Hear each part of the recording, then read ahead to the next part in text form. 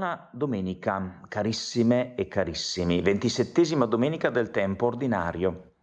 Noi siamo sempre in cammino con il Vangelo di Marco, entriamo nel capitolo 10, che è un capitolo decisivo, importante, bello, intenso, denso, molto significativo per gli incontri che Gesù fa in questo capitolo e per le scene che si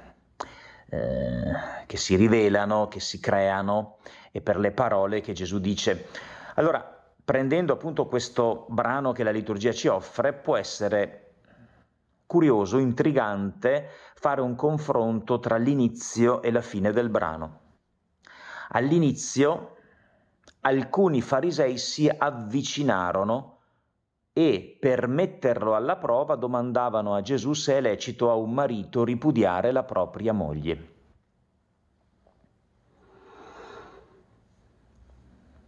Quindi ci sono dei farisei che si avvicinano a Gesù. È il gesto, l'avvicinarsi è il gesto del buon samaritano, ma non tutti sono come il buon samaritano, che tra l'altro si trova nel Vangelo di Luca. E infatti questi farisei non si avvicinano con empatia, con solidarietà, con compassione, con desiderio di cura. È una vicinanza diversa, no? Si avvicinarono per metterlo alla prova. Alla fine del Vangelo, di questa domenica, scatta un'altra scena. Gli presentavano dei bambini perché li toccasse, una nuova vicinanza, però con la vicinanza dei bambini, che sono puri. Ma i discepoli li rimproverarono. Gesù, al vedere questo, si indignò e disse loro: lasciate che i bambini vengano a me. A chi è come loro appartiene il regno di Dio.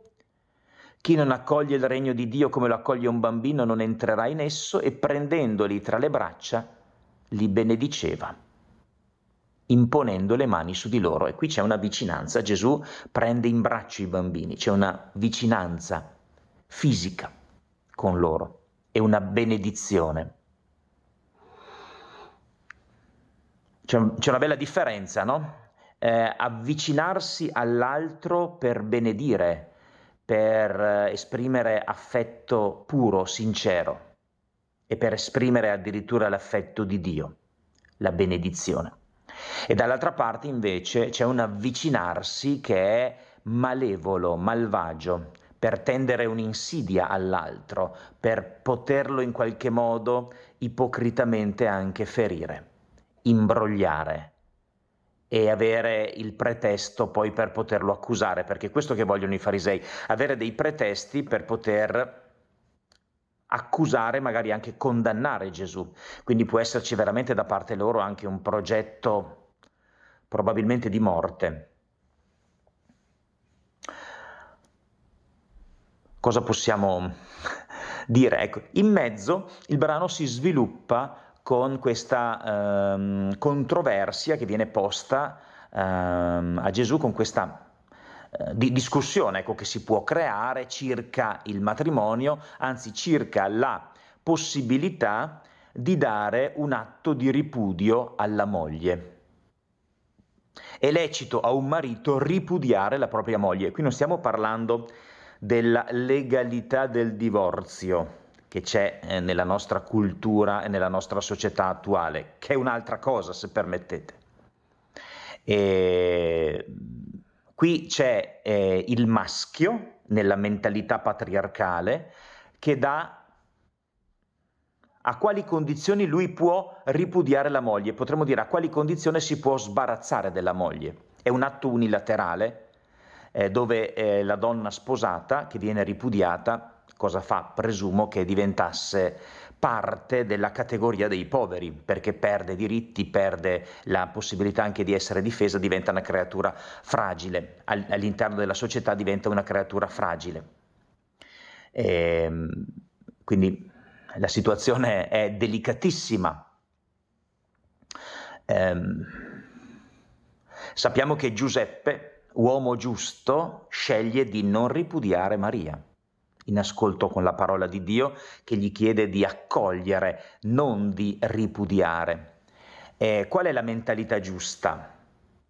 avvicinarsi o separarsi. Gesù ci riporta alla logica di Dio, al progetto di Dio. Gesù non sta lì a guardare le frange della legge, diciamo, no?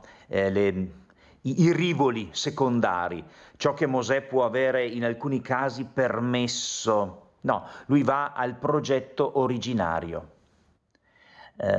L'uomo non divida quello che Dio ha congiunto. La mentalità di Dio non è la divisione, non è l'allontanamento, ma è la comunione. Anzi, il matrimonio prevede un progetto di intimità. All'inizio li fece maschio e femmina, per questo l'uomo lascerà suo padre e sua madre e si unirà a sua moglie e i due diventeranno una carne sola. Ecco, quel verbo lì, unirsi, in ebraico indica l'intimità fisica dei coniugi e degli amanti, che ci si augura sia una intimità vitale, rispettosa, ma anche generativa, bella, gioiosa. La mentalità è quella non della separazione, ma della comunione. Gesù che abbraccia i bambini e li benedice. La mentalità è quella del samaritano, della prossimità, però attenzione, quando ci si avvicina all'altro ti devi avvicinare per volergli del bene, per fargli del bene, per promuovere il suo bene, la sua vita e le sue energie, non per spegnere la vita dell'altro. Buona domenica.